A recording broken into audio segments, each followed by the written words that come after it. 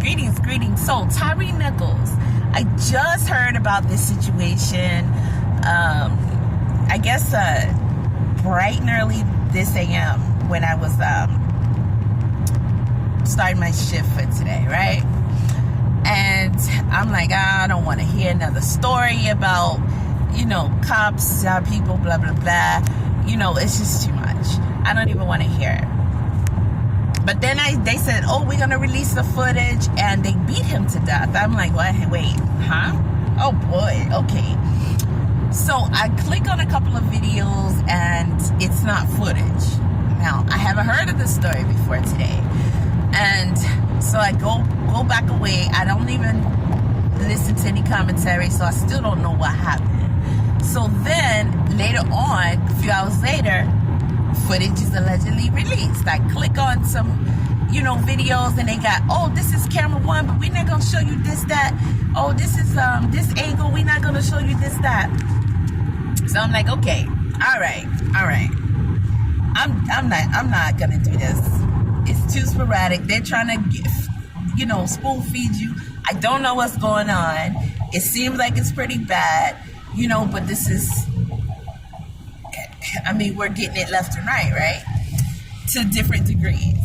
So then, Super Sly 75, aka Heavily Flawed Individual, comes to the rescue, y'all. Sly, and I do think it was on his Heavily Flawed Individual channel. Either way, I shared it on my community tab. And that is the sun. You see the beautiful sun?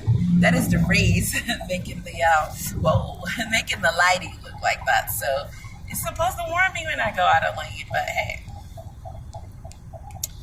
Anywho, he did a video. And again, I think it's on my community tab because I am pretty sure you guys are getting fed tidbits of footage and other people's kind of unnecessary commentary of what may have taken place, and you're still left without truly knowing what's going on. I can almost guarantee you that Sly on his Heavily Flawed Individual channel has the most thorough cam footage and complete from what has been released, I'm assuming, that is out there. That's out there. And it's all in one video. He plays it in a great order. They have some commentary. Now, I think his guest had a little too much commentary, but he dropped good points. But the commentary is a bit much for me, for my taste. And if it is for you, you can fast forward it. But I'm going to tell you, I went and I watched Sly's video. I listened to it mostly as I was driving. You know what? Actually, no, that's not true. First, I skipped forward to the video footage parts before I even came in. This was probably 2-3 o'clock this morning. So then I came in and I listened to the rest of it. Now he shows from the time they were in the car, got out the car, things started, they were chasing him. He shows all of the camera angles from what they got from the police and from the street cam. And then after he does that, he shows another body cam where you can hear what the conversation is, guys, of the police officers, okay? And just as I was ending my shift, for those of you who don't know, my shift means being a truck driver, okay? Rough, rugged, and raw with it. All right.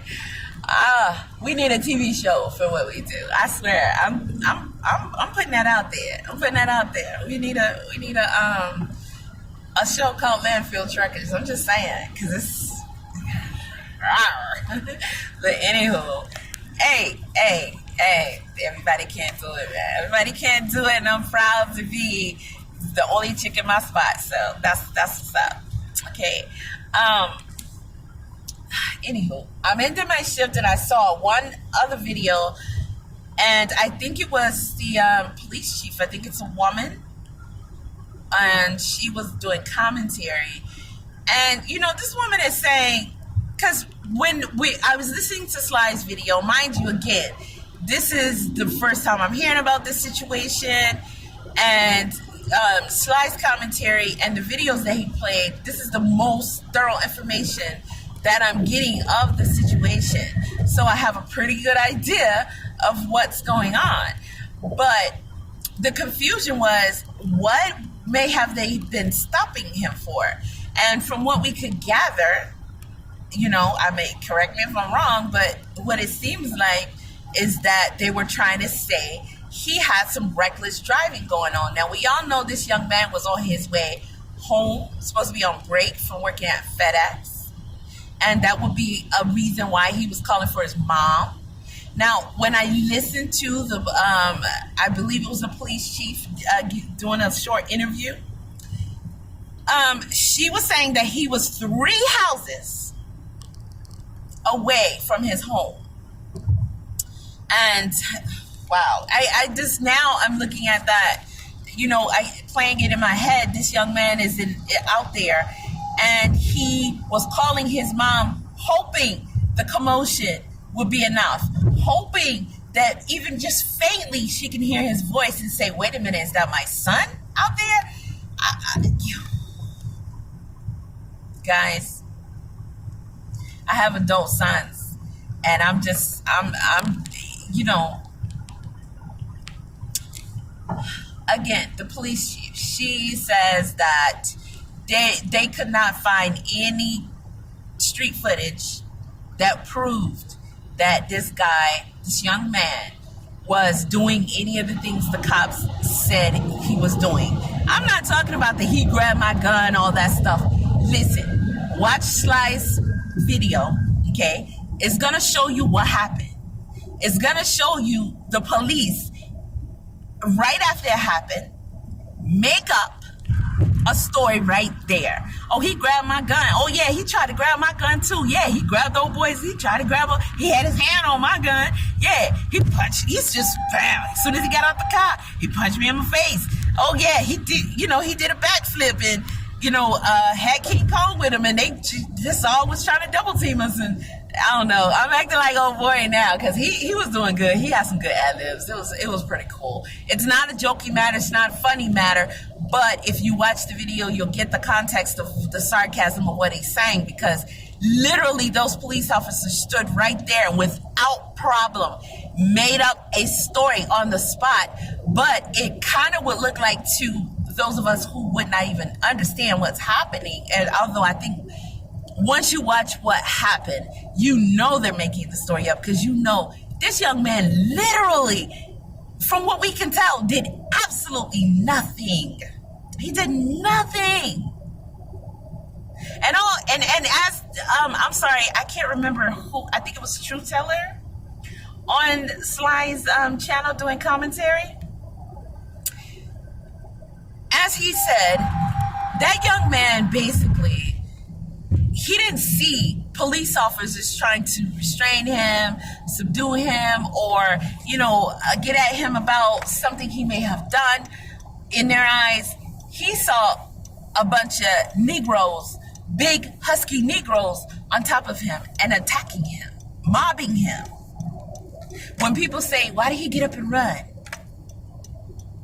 When you understand the context of the situation, this young man was running for his life, and he had every right to.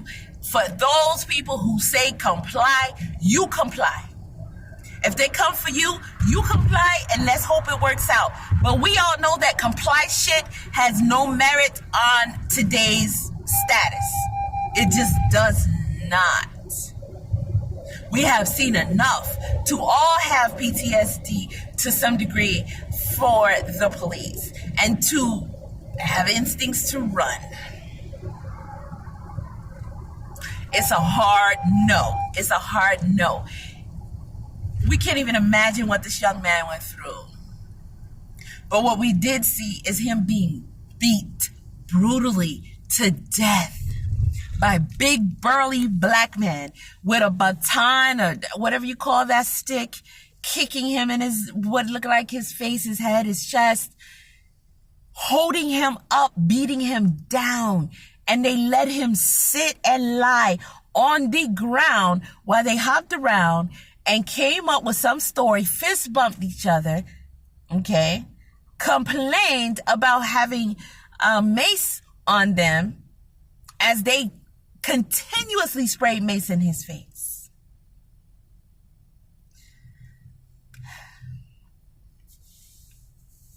The EMS let him lay there and die. Just like the cops did. They did not render aid.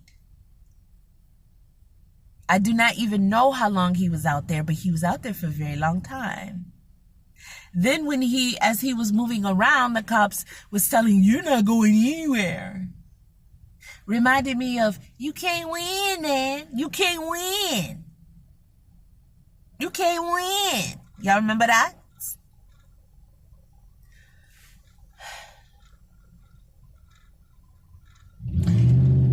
What in the world made these guys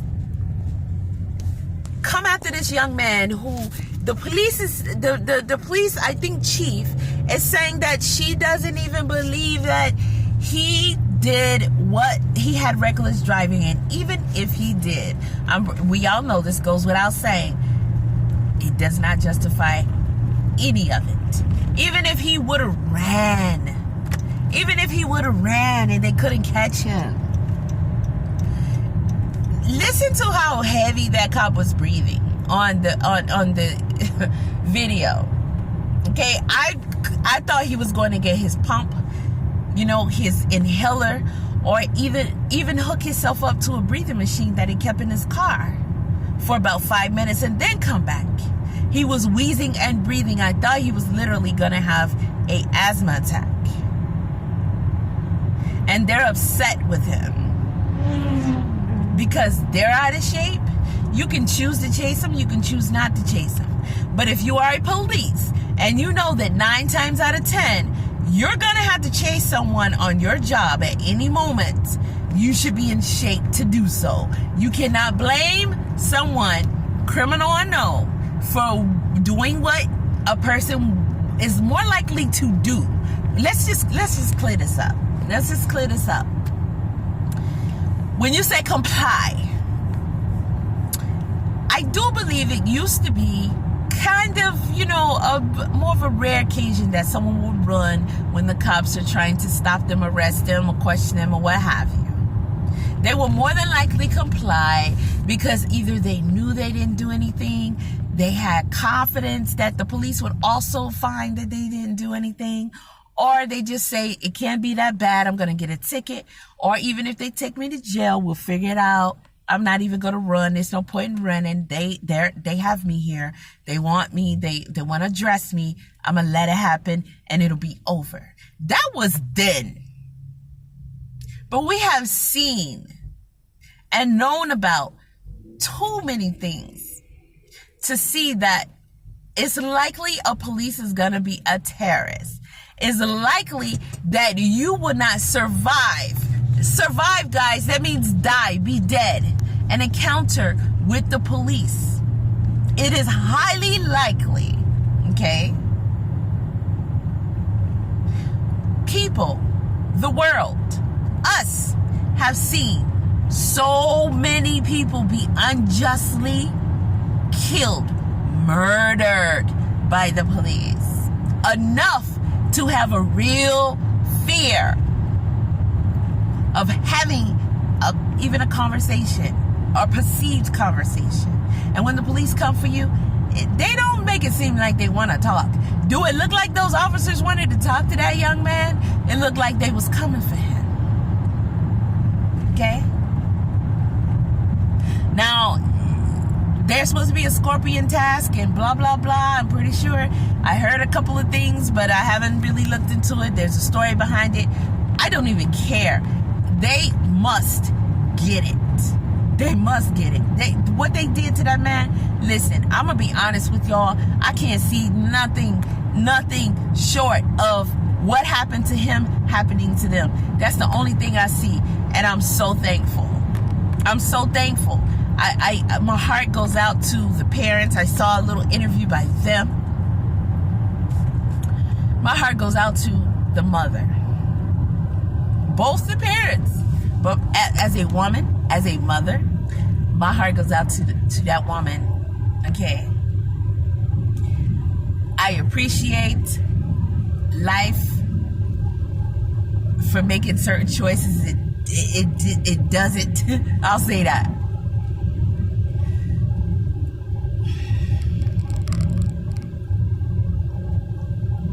I think people just don't think that it's possible that you could one day pick the right mama. Yeah?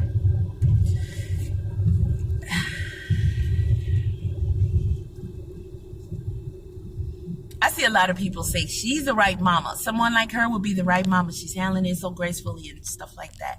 Listen, y'all can have y'all opinion, but it's the wrong mama in my opinion. I'm happy for her that she has the ability to handle it the way she is handling it. Because I don't want to see a woman suffering, visibly suffering and all of that kind of stuff and just be uncontrollable and everything after knowing we know what happened to her son. But I'm going to tell you, listen, one day, hear me, police, one day, it just may be possible that y'all mess with the wrong mama's son. While you out here taking brothers and doing what you want to do with them, erasing them, knowing you unjustified. Whatever you got going on, whatever y'all got going on, y'all need to deal with it because everybody got problems. And we're all expected to deal with them and not take them out unjustly on other people. That means killing them as well. And just because you're the police, that don't mean you get to do it. That don't mean you get to do it. You see what happened? You see what happened? We actually got to see proof. Hey, get on down the road. Ease on down the road now. We actually got to see proof that you guys chased this young man down, murdered him, beat him to death, let him lie, propped him up against the car even. And you bragged about beating him while talking gangish, slangish. Okay? You use all these street codes and street terms and gangster talk. It didn't sound like policemen, didn't sound like professionals. You used a lot of just gangster talk for whatever reason. Okay? You guys,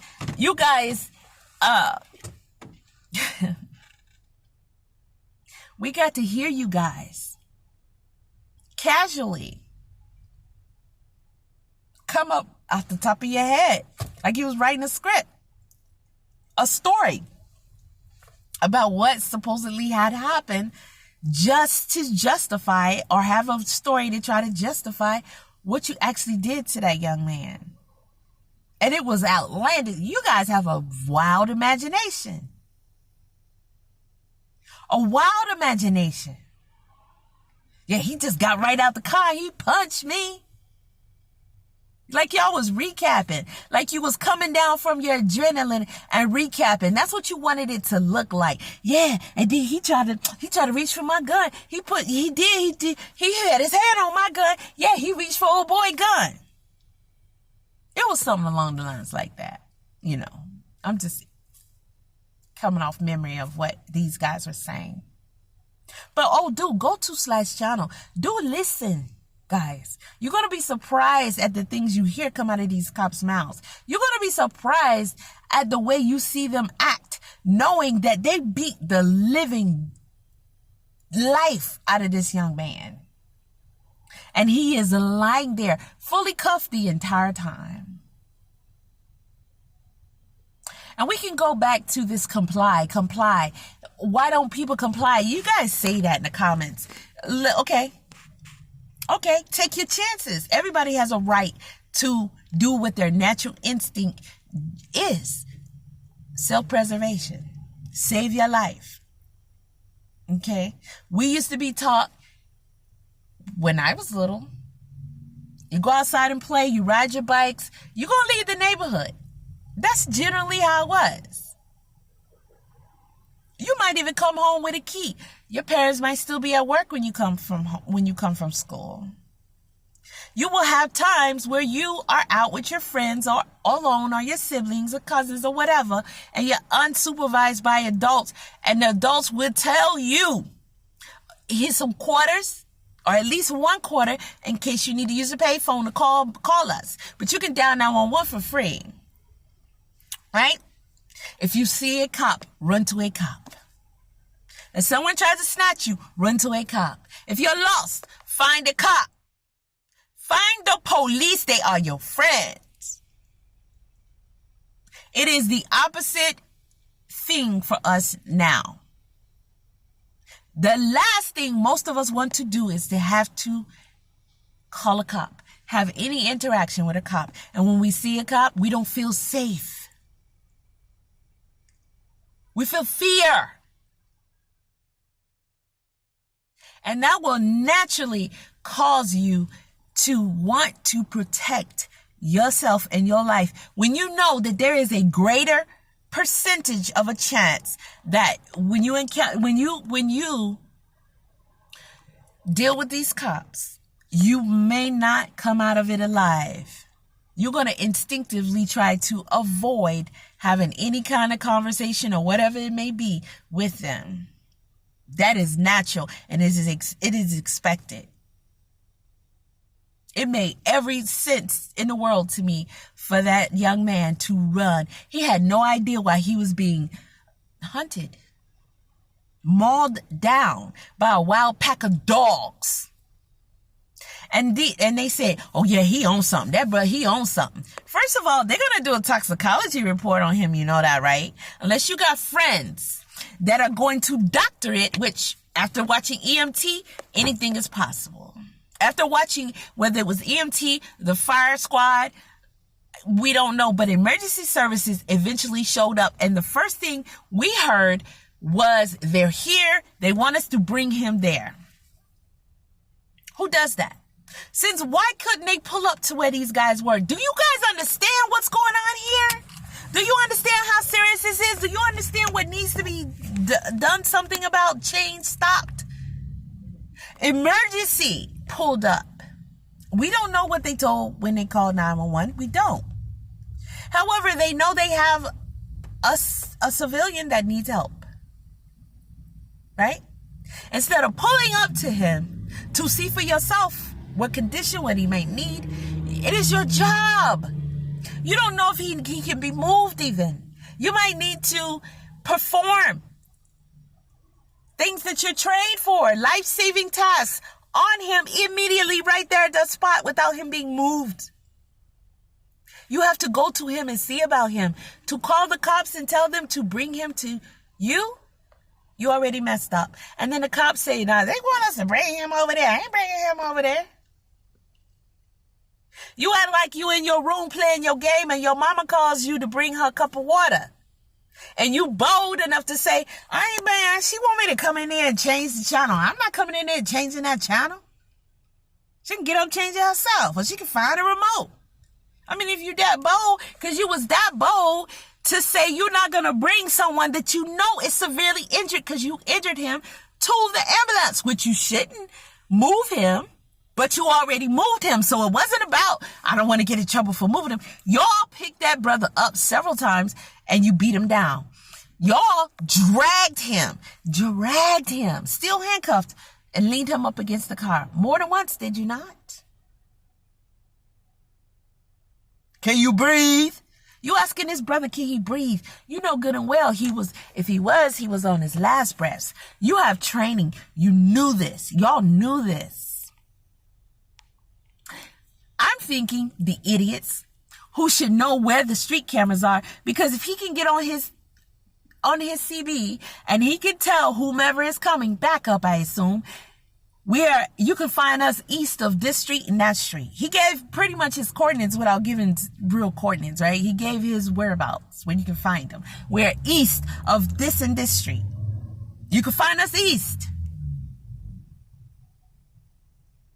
And you're around there. It must be your territory. All y'all, the whole crew. So you know them cameras is up in the sky, right? You know the cameras are up in the sky. But I guess when you thugging, when you've been a thug so long and you think you rule the world and you get away with so much, you just feel like you king of the world. Some of y'all weren't looking like that in your mugshots. Some of y'all weren't looking like that in your mugshots. But custody has got to be the best place for you. It's got to be the safest place. I know criminals tend to go be in custody too. They tend to be in jail, but that could be the safest place for you. Nobody likes what you did to that young man. Okay? Nobody is happy about it. Yes, you must go to jail. You must go to jail. That young man is deceased. Okay? You're not. So, hey, you're winning there, right? Yes, you are winning there. Very good. Very good. You guys say he must be on something. Okay. I'm sure you know by now we have enough footage to, without a shadow of a doubt, know that 9 times out of 10, he was not on anything, okay, that would justify or give you any type of reasonings to perform the way you did. Even if he was, it still wouldn't have mattered. Because, again, he was not attacking you as you tried to lie and say he was. They said he was on something. He was on something. Why? You know, guys, I think people would think you guys are on something. Definitely on something. And I'm sure they're going to check you. They have to check you. That behavior wasn't rational, reasonable, or nothing. It was savage. Savage. Your own family should be scared of you. Your wife, your children, your mother, your boss, the mayor, the judge, toddlers, babies, elderly people, handicapped people, mentally challenged people. Every human being on earth should be deathly afraid of all of you. Savage. You gotta be on something. You gotta be on something. To think that you had a reason holding this guy, having him down on the ground with how many big men, handling him, some bearing pressure, right? Holding his arms and hands. Put your hands behind your back. Now, guys, let's address this really quickly. This old repetitively stating, put your hands behind your crump. Is it crump, Sharpton? Listen, quit the same old. Yes, you get the family's money. You get sometimes little slaps on the wrist. The rare occasion you get a little slap on the wrist of a conviction. These are black cops, so they're going to probably get the death. Actually, they're going to take them out. They're going to tie them up and they're going to execute them by gunshot to the head, right? Or they're going to stone them to death. I mean, they're black guys. We might get a town hanging and it might be broadcasted over TV. They might get the electric chair. They might let the mother slice their throats. They're probably going to die or die in prison because they're black cops. Okay, so very good. No, we want more. Okay? We want to thoroughly scrutinize every single solitary procedure done by the cops. Okay? If there is a command given, we want in. If there is an standard action taken, we want in. If there's an action taken outside of what's standard, we want in. Whatever your training is from A to Z, we want in. If there is an action taken that it was deemed wrong in this case. We won't end. If the action that was deemed wrong and unjust to this young man, and it wasn't part of your protocol, we won't end. Was it part of your protocol? We won't end. We want to thoroughly scrutinize with a fine-tooth comb everything I just said. Why would you, as a cop, because we've seen it too many times, and there's citizens out here that actually think that that makes sense, have anyone with your hands on them in any capacity, and you're steady yelling to them to comply, submit, put your hands behind your back, and they are not fighting with all their might. Okay? They are presenting what would be a general, standard, natural, and normal level of movement for a person who is being detained. People are not accustomed to being detained in any capacity. Okay? When you have people who participate in BDSM, you don't just hop into it all willy-nilly. You don't just get a person and y'all are gonna be intimate and you say, okay, we gonna get hardcore with it, right? Okay, cool. Sure, let's go. And you're gonna handcuff them. You're gonna grab them wildly and pretend to hurt them or take over them. You're gonna tie them up. You're gonna do all of that, and they're gonna be mentally, physically, and emotionally relaxed. It is a natural instinct. We don't walk around here in our daily lives being just violated in our personal space, much less being touched, being grabbed, being thrown on the ground, being trying to be taken, especially when you got people who are hostile, yelling. Well, first of all, you have them with your hands on them. Is it not your job to let them know, I want you to put your hands behind your back freely. I am going to cuff you. I want you in this position. I want you to participate. You could choose to, or I am going to assist you. But we're going to get you in this position. And if I have to forcibly put you in there, it's going to be very uncomfortable and you may get injured. Now, you don't purposefully try to injure them, okay? But you are to show, listen, I worked in group home. I worked with people with mental illness. I did a lot of care for many years in my earlier years, in my 20s, okay? We have to learn how to get a hold of them if they're unruly. There are different methods.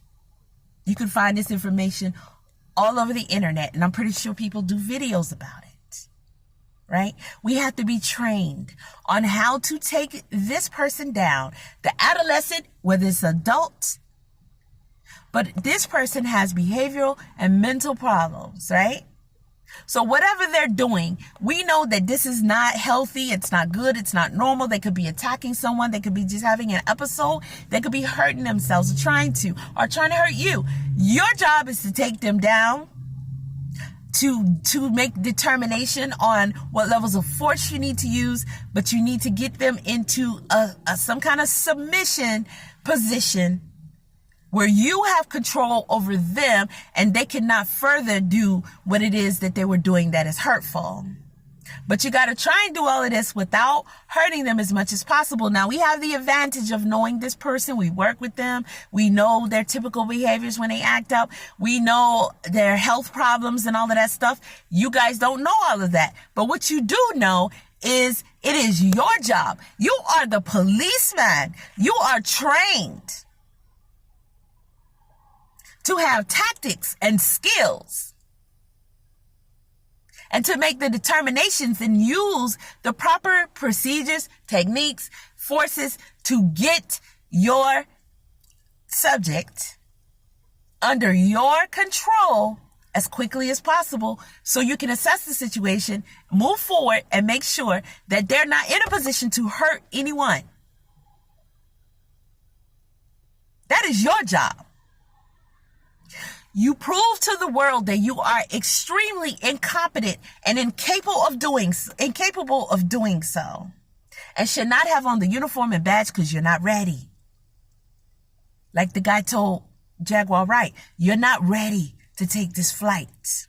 You are not ready to take this position. If we constantly see you guys, when you get someone and you have your hands on them, you are constantly yelling at them to comply, especially when it's more than one of you. Now, y'all didn't have to break that young man's arms. You didn't have to do any of that. He was not even truly resisting. You had him. Even if you wanted to resist, you had every advantage. You guys had his limbs. You had your body weight over him. You had him down. He was not going anywhere. If there was more than one staff member, we had to take down one of the clients. We definitely winning. We're not even worried. We're not worried about nobody else in the house. They're not going to get hurt. We got them for sure. We just need to finish out the maneuver. Why do you guys show the world that you're incompetent? You have someone and you are steady yelling at them what to do. Now, first of all, you know that you are mentally and emotionally in more control of the situation than they are. You know what's going on. You expect you to get hostile. You expect you to be yelling commands. You expect you to grab them and try to get control of them because that's what you said in your mind you are going to do. They probably still trying to grasp the fact that you want anything to do with them. You're coming for them. You're decided to get control of them. And then they got 1,000 other things going through their head, I'm sure, which is all based on fear. What's going to happen? What's he going to do? Is he going to kill me? Is he going to shoot me? Is he going to beat me to death? What? Am I going to jail? Am I going to prison? Why do the cops want me? Why are they so upset? All of this is going through their heads. Probably more. Okay? And then we don't know whatever else is going on with them. Now, guess what, guys? This, as you know, gives you more advantage. You coming in there as a chess player. You already know exactly what you want to do. You have the training for it. You have the strength for it and the agility because you continuously... Okay, no, you don't. Dang. You was breathing. You was breathing.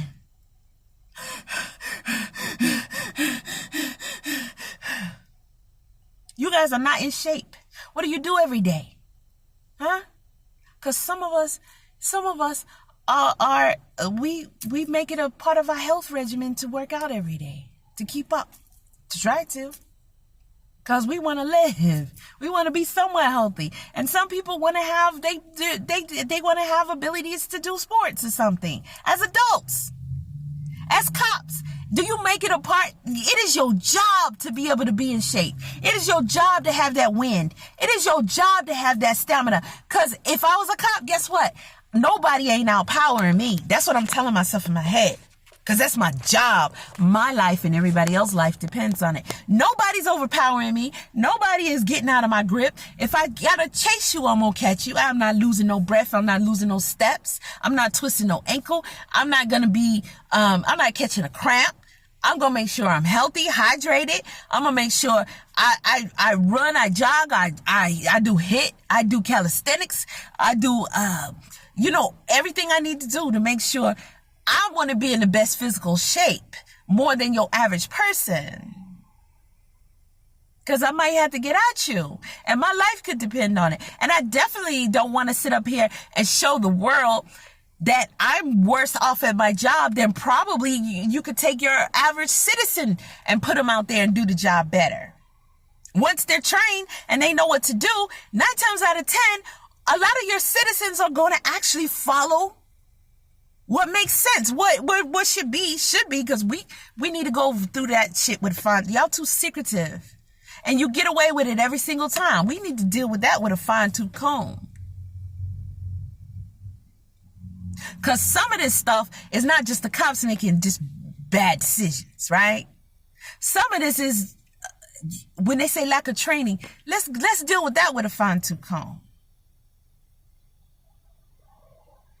How do you guys have this guy on the ground? Your hands is on his arms. You got his body. Y'all got him hands down. All you want is his arms behind his back. But all of y'all are going to yell at him repetitively to put his arms behind his back.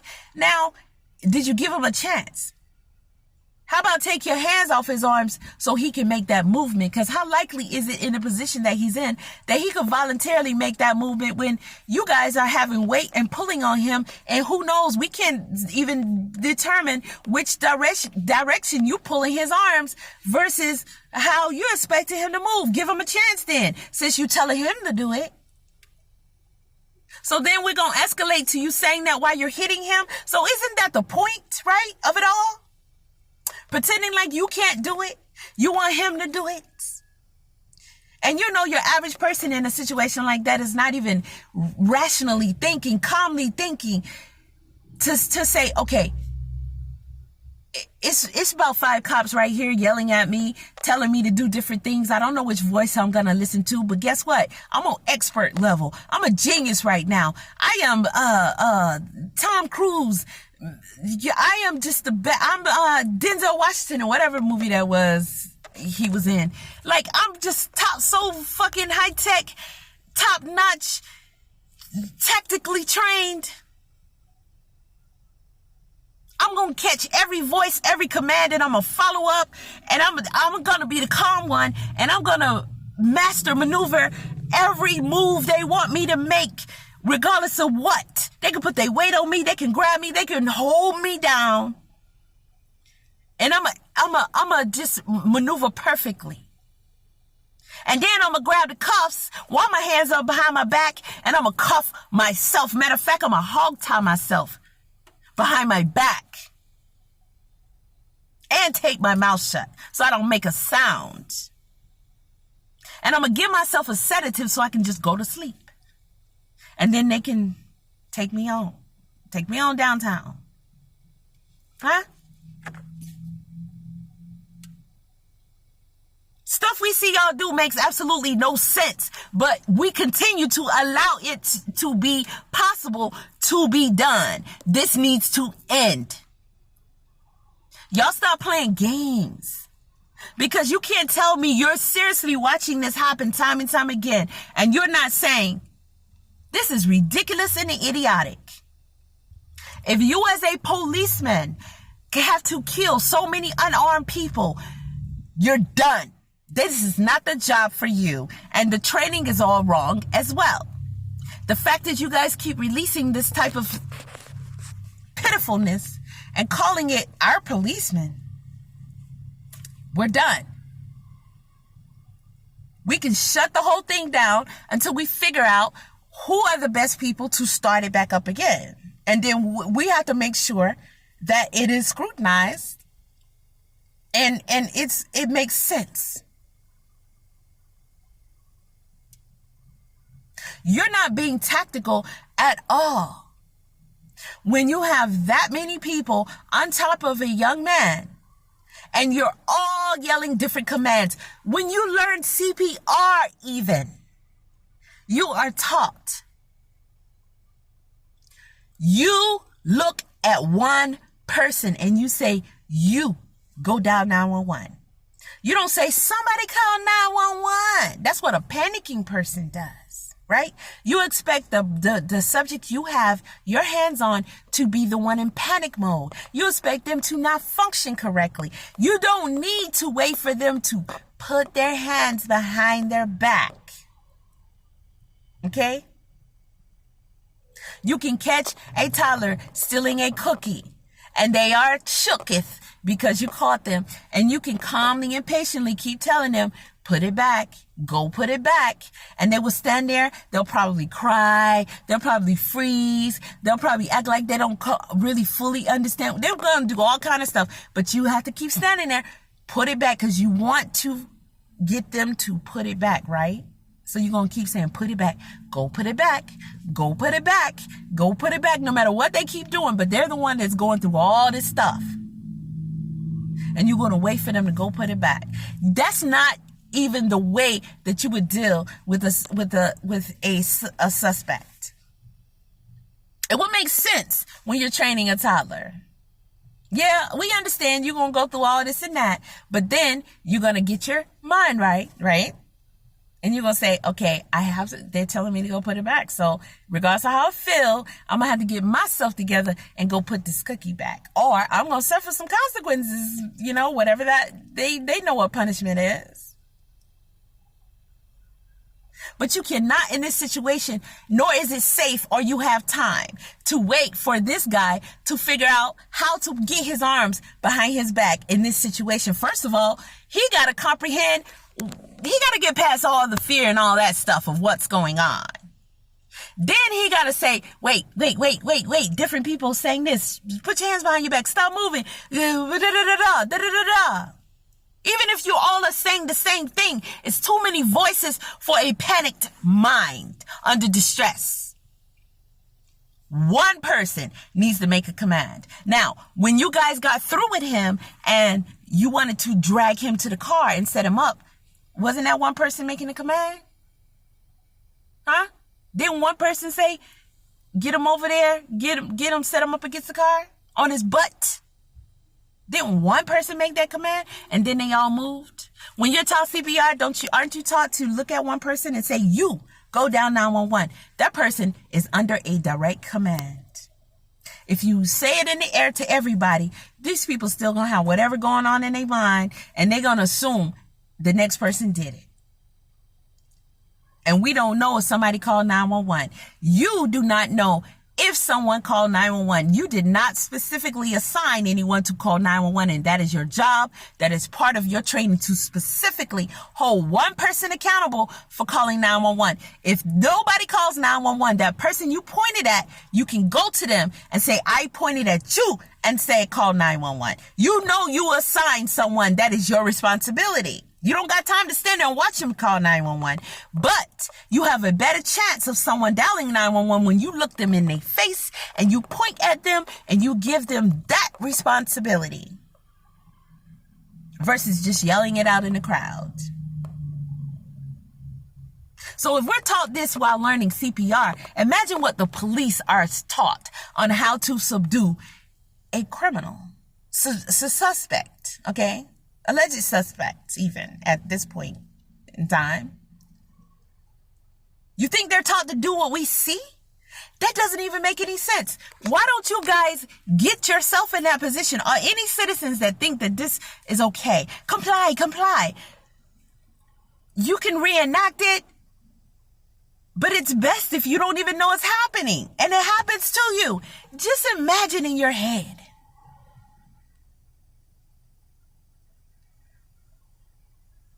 When I was raising my children who are adults now, we would play out all types of scenarios for safety.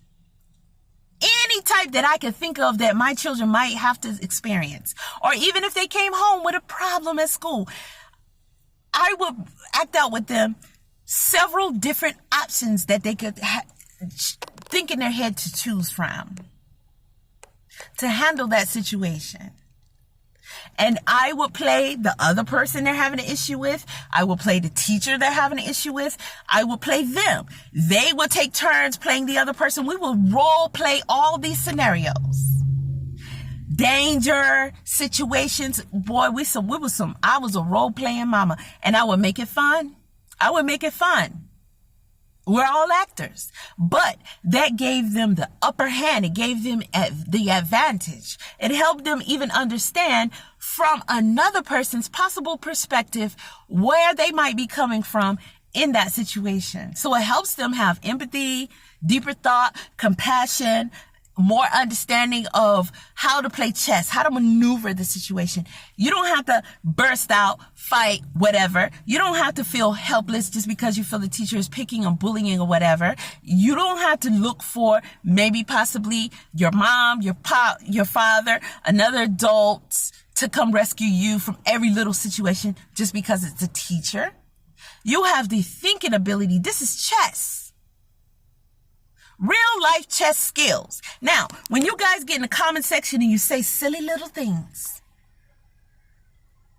That tells me how limited you are, how limited your mind is. And that is very, very dangerous. We are not in a society where people are accustomed to putting themselves in other people's positions. You always want to be in your mindset of a position, the position that you feel like is the proper position for everyone. And that is very dangerous. It's very small-minded. We even taught babies and children better than that. Now they're frozen. They're looking at you. What does mean? Or they're laughing because that was funny. You made a funny noise. You're wanting to teach them what you meant by You want them to grasp everything about that, right? So they'll understand that you're stopping them. And you want them to control them. You didn't touch them. You want them to understand that that is a command from you that is telling them what you get ready to do. That's a no-no. And that you're serious on top of that. And that they must comply. You want to teach them to understand all of that. So nowadays we don't do that, huh? We don't teach kindergartners how to solve disputes. I thought that was mainly what kindergarten was for. Not for learning anything, to how to write your little name or write the letters or to learn a couple of colors and count to 10 and 20. That's not what kindergarten was for, to tie your shoe. Kindergarten was to learn how to socialize, to get them into socializing and figuring out interactions. He hit me and I just hit him back. Well, now what's the teacher's job with this kindergartner? We're getting these little kids, these little children, we are getting them this is their introduction. This is your intro class to the life, the world. They're going to go in first grade. It's going to be more expected of them. Second grade, you can't do that like you was doing in kindergarten. Come on, you in second grade now. Don't the teacher tell you that? With second graders, we don't do that. We apologize and we give it back. Second, third grade, you expect a child, you shouldn't even have to say it. You can turn around and look at them. And they know they were wrong. They know to apologize and give it back. Fourth grade, right? They know you're going to have punishment behind that, because not only are you going to give it back, you knew not to do it in the first place. So now you have to be punished for doing it. And we advance. This is about teaching you how to interact with people in life. We had mediation in school. If we had a fight, if we had an altercation, if we had a beef, we don't always get suspended. Sometimes we had in-school suspension with the same children, but we had guidance counselors. We had mediations. They're teaching us. We had economics. We had home economics. We had where we would learn how to balance checkbooks and stuff like that. We're getting less and less, more and more away from these type of things to have a world of adults that cannot understand what another person's situation might be like, who don't even want to go there. That's not good. That's very dangerous. And it's not the way that we're supposed to be in this world with each other. Not at all. If you guys cannot understand what that situation must be like for you, any situation you see with a person and a cop, and listen, it doesn't matter what you think he did. It doesn't matter what the cops think he did. It doesn't matter whether he's guilty or not guilty, because we don't know. And that is the important piece. When you guys say, well, you can't say shouldn't have nothing, because guess what? This is America and we don't know. That is also what makes the situation more severe. It wasn't the cops we was worried about. They know their job. They're professionals. They're here to keep everybody safe. So we used to think. We're going to talk about what they're really here for. Not right now, but we need to talk about that. What are the cops' real jobs? Because y'all playing. You go out here, you get this money, you get these little slap on the wrist, and nobody's really talking about the true purpose of police. We got to do that. It's time. No conspiracy theories, no speculation, no little talks amongst us little folk. We need to have the real conversation because this is not changing. We saw these officers who are part of a tactical team of some sort who get to roam the streets and do what? Please go watch the video from Heavily Flawed Individual because he's not himself creating nothing. He is taking the footages, including audio, the police talking. It shows what happened. That is concerning for every person. I don't care what you guys think. We all can be in that situation at any moment. And that should not ever be a situation that any of us should be in. And we should all be able to understand that no matter what, if a police wants to take us into custody, we should not be treated like we have an instant conviction and they get to decide the punishment, or anybody. You can never justify killing that person and beating that person unless they're literally trying to kill someone right in front of the police, including trying to kill the police. And we don't generally see that in these situations. So, or any other reason why you guys feel like you can justify it, something is wrong with that and it needs to change. Especially when you guys say he shouldn't have ran. We see that literally the cops get mad and want to kill you just because they had to run. That's how sorry we are as a people. Not just the cops. We got technology now. I'm about to be 50 years old. I'm closer to 50 than I am to 40, okay? I'll be 47 this year. 47.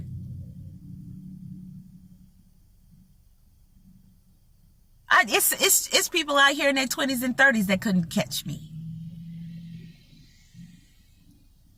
As a norm. Nowadays, you extraordinary to be in decent shape. That's something is wrong with that. Now, the police, it is literally your job to be in shape. Your life depends on it, but guess what? Cops don't care. That's why they out of shape. And I don't mean no offense to any cops that I might know who are seemingly friendly. I don't know what you do. I can't say all cops are bad. I can't sit up here and do all that. No offense to cops that, you see me, we cool, we talk. You might work in some places where I work, I live. You see this video, you know it's me. And you're like, wow, that's cold, that's messed up. Because I know most people are out of shape. And sometimes as an older cop or you've been on the force a long time, I don't know, you're not out here on the streets like that. You have a job that doesn't, you're 9 times out of 10 not gonna have to chase nobody. And if they run, you're not even gonna chase them. You're just gonna call it in and somebody else gonna go try to get them. So I understand health reasons, whatever. So I'm not coming at every single cop. I'm not saying every cop needs to be top cop. Okay? Action Jackson or something like that. I'm not saying that. But we used to watch Cops, y'all. Y'all look up Cops. Look up the episodes of Cops. Guess what? We like to watch that. It came on Saturday night, 8 o'clock. Yes, it did. You know why we got excited about watching Cops? Because all we saw was cops chasing people. Chasing suspects. They didn't kill them. Most of the time, they didn't beat him down. And guess what? Every once in a while, we say, yeah, they beat him. They beat him. And 9 times out of 10, it was, they had a long run. And the cops usually didn't give up until they caught you, especially if they on the TV show. They got to show out. They got to catch you. That was showing out right there. You jump the fence, they jump in the fence. You jump the roof, they jump in the roof. You climb this, they climbing that. You hopping on cars, they hopping on cars. Action, chasing, catching, handcuffing.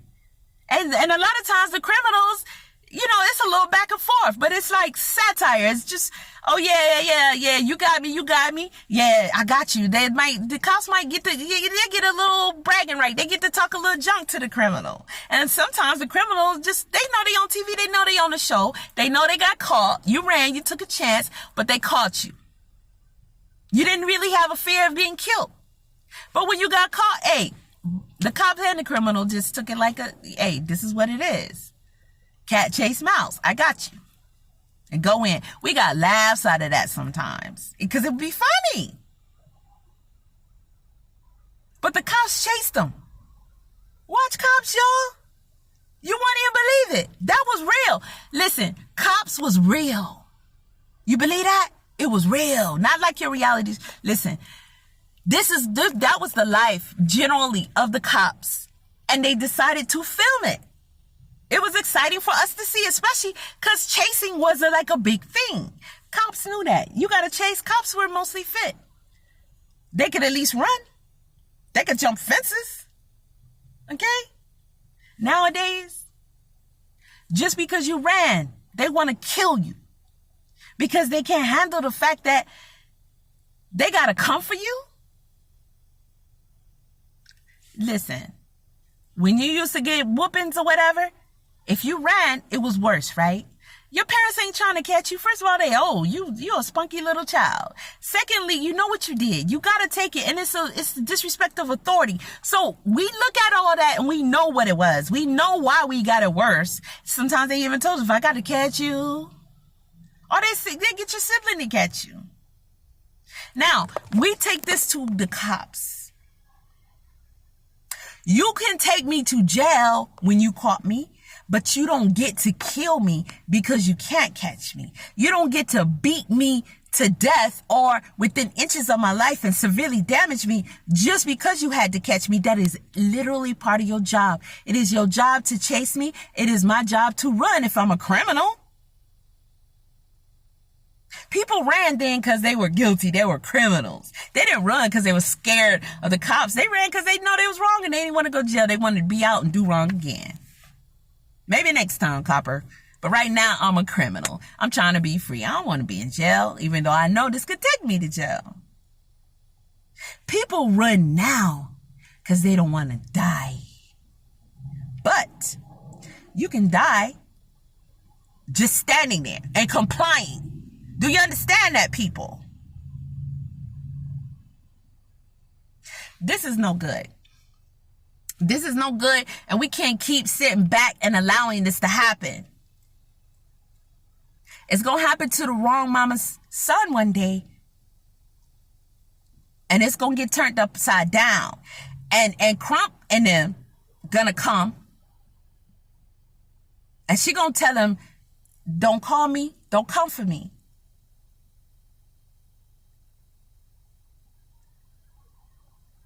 Then y'all gonna be saying what the mama can and cannot do. No, what you cannot do as an officer is come for somebody's son. And I'm telling you this as a mother. You cannot come for somebody's son for reasons that more than likely you made up. But if those are your reasons, prove it. You got every opportunity to prove it. You are the police. You can put an APB out on him. You can put a warrant out on him. You could have Adam, what's his name, from America's Most Wanted come down and y'all help find this person if need be. For whatever reason. Do your paperwork. File it. Call it in. You can have every cop in the different, you can contact the neighboring states. Wherever he went, he can be looked for because you have the authority to have him found and brought to court, and you can prove he did what he did. Right? It's not that big a deal. But you do not get to take someone's son because you say he was making a improper traffic maneuver. Did y'all see me going out of lane when I was recording? I let that happen on purpose. The LDW was hitting, right?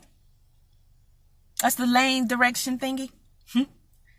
letting me know, hey, you outside them lines. Now, imagine a cop came for me. Because we can't say they pulled him over. They came mobbing for this guy.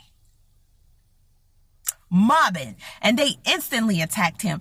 Then they stood around and said, oh, he just came out the car and punched me in my face. They made up they act like it was their acting class project. They was writing a scene for theater, for the play. Oh, this will be real good. And the uniforms are really costumes because they're playing cops.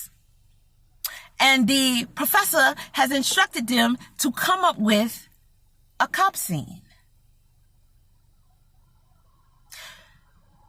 He punched me in my face immediately. Yeah. And your big behind was seriously affected by that scrawny little kid punching you in your face. Although we know it didn't happen, but he said it like that meant he was dazed, disoriented, or you got knocked the fuck out. I didn't see none of your homeboys standing over you. Debo! We didn't see that. We didn't see none of y'all laid out. We saw an officer limping a lot afterwards. Looked like he was pretty upset that his foot was hurting. And he did say, my foot. But we saw this young man being kicked forcefully by a big, burly guy, cop. And possibly his head and his chest. Is that why your foot hurting? I'm not saying it's the same one. I didn't look and put it together like that. I think they was breaking that down. Who did what, who hit who hit with the baton, all that kind of stuff. Sly and the other brother on their channel. So y'all can check that out. But this guy was limping. Then another one we saw on his cam, he tying his shoe. You tying your shoe. My shoe, I need to tie my shoe. Okay, you're tying your shoe. There's a young man over there who his mother said his hair was basically the size of a watermelon when y'all got through. You guys, a big guy who looked to me to be close to 300 pounds, 6-some feet.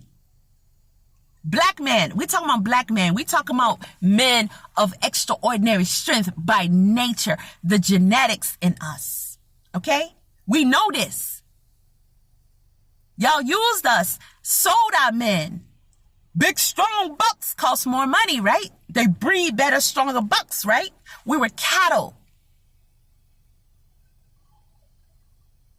Isn't that the big fear that was created in other people? That big, strong buck, you got to keep him dumb and you got to keep him scared because he can easily overpower you. He's strong. So we saw a big, strong buck who looked close to 300 pounds take a baton and beat this young man upside his head while he's being held. Watch out, watch out. He told his colleagues to watch out. He was upset, I think, because he was pepper sprayed. Hold on. That young man didn't pepper spray y'all. Y'all were pepper spraying him, and you know, because you're trained, if you pepper spray, you're likely going to get some of that. So y'all pepper spraying this brother, just constantly spraying him. Why you holding him? And why you beating him? And then this guy comes back and hit him. Now, y'all look up that baton. Even though Truth Teller breaks it down on Sly's channel, the strength of that thing, I want you guys to do the research for yourself so that you will understand the force of that stick that they have. And then you go back and you watch that big buck. Top dollar he would make for massa. Top dollar. And he'd be the first one that they break, so that all the other bucks would know, I got your biggest, your strongest one. Don't even try it. Because if I can get him, I can do anything to any of you. He'd be the first one that they make sure don't get too much walking around room or not have on shackles or something because they scared of that strength. Natural strength. And he put all of it into hitting this young man who is down on the ground. Not doing a thing. And then this woman who said she saw her son's head the size of a watermelon. This woman who said her son was a very good child, a loving child, loved his mother, got her name tattooed on him, gave her a hug every time he came in the home to see her. She had to watch a tape knowing she was just a few houses away and he was being beat to death by big, busky, buck policemen.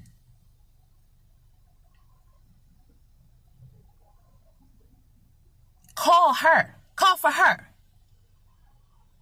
And she never heard him until after it happened. On tape, she heard him. But in her house, she did not hear him. He was right out there being killed, and she couldn't do anything about it.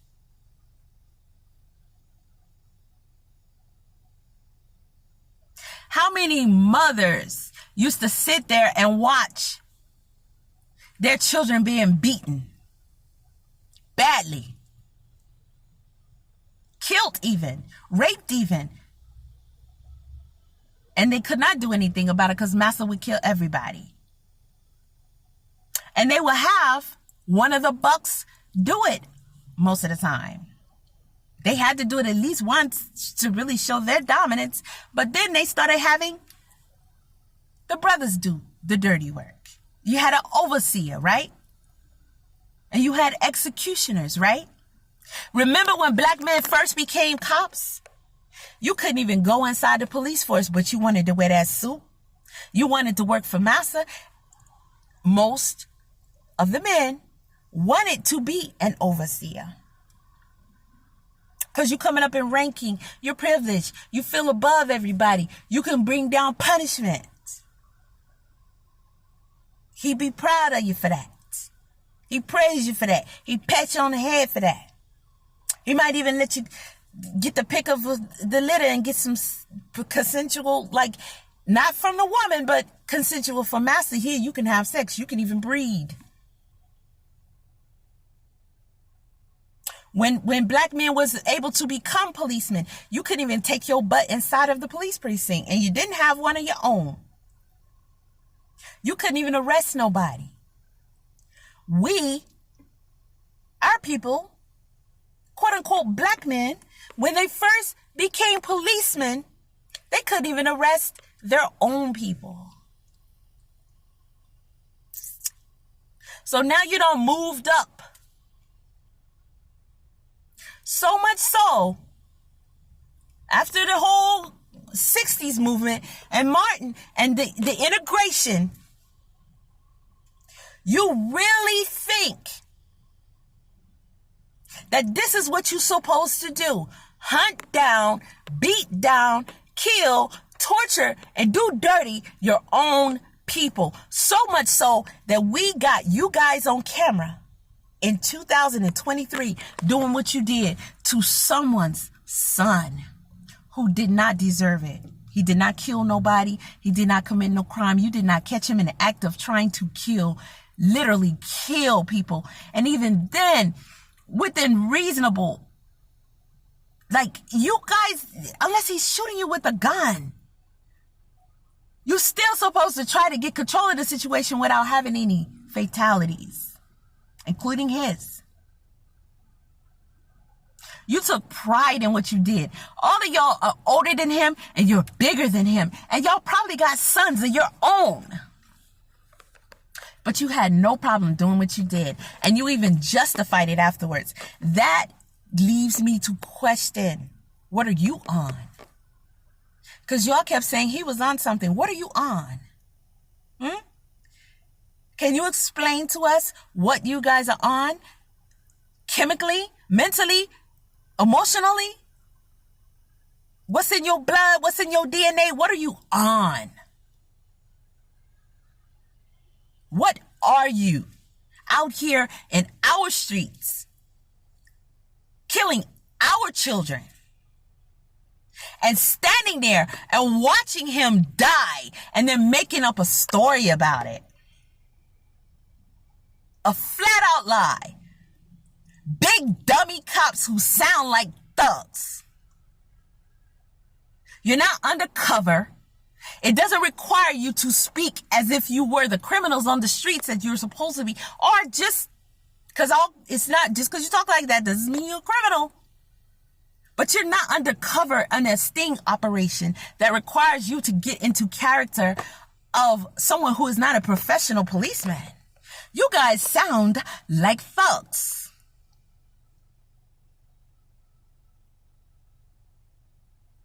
You moved like thugs. You are the police. You know that you have on cameras. You know that there are cameras everywhere now.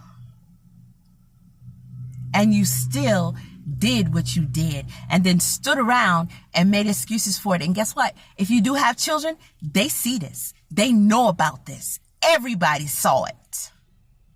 Your mama saw it. Your wife saw it. Your sister saw it. Your brother saw it. Your cousin saw it. You think anybody respects you after what you did? Nobody respects you. Do you respect yourself? Of course. It's clear y'all had no problem with it. You sounded real dumb. The things you did were real dumb. But you guys are not that dumb because guess what? It is a requirement for you guys to know basic stuff that we know and even more. When it comes to security, I'm pretty sure the military would be ashamed watching you guys. If there was a state of an emergency, some kind of threat, real threat to your city and town, and the military had to come in and work with you guys and help keep everybody safe, they'd be totally disgusted and ashamed to know that these are the guys that they have to work with to serve and protect the public. Y'all not here to serve and protect. Not at all. You're here to do what you did. It's been that way since you've been put into that position. It's been that way. Police, how did police come about in the first place? How did black policemen come about? When they gave y'all permission to start getting at people and arresting them, what could y'all do as policemen in the beginning besides wear the badge and wear the suit? What kind of powers did you really have? What privileges were you hand-fed, spoon-fed, baby-fed? Huh? And then you graduated. And you're real big and you're real impressive to your master when you can hunt down a nigger, right? When you can hurt one, you can kill one. You can stop one from being successful. You can stop one from breeding. You can stop one from having a family, a business. Your job is to do exactly what you did to that young man. The whole world knows this. We see this. We saw this. And you had no problem with doing it. Your children may have not known this. Your baby sister may not have known this. Your own mother, who been here longer than you, may not. They may not. Or may not even believed it. Or thought things have changed. Everybody sees this. Everybody knows what you are. And gone. All this talk about protective custody for what? Convicted murderers? No. Cop murderers? No. That has to go away. There is no reason or rationale for someone who is a pure thug like this, who has the task, the job, the duty, the oath, allegedly, so we think, to serve and protect, or to even subdue your criminals without hurting and killing them, especially unjustly, that you get to go and get protective custody? No. Paid administrative leave? No. Unfortunately, most situations need a cause for you to get unpaid leave before anything, before paid leave. Paid leave needs to be assessed and determined. And that's got to be a real good reason. Listen, people. work for? Who pays for them? Why are they here? We don't get to say in our own safety in this world? Yes, we get to say in a whole lot of stuff that's going on and not going on in this world that we live in. Because let me tell you something. You cannot go out here and continue to hunt down, beat down, and kill or shoot and kill our sons. No.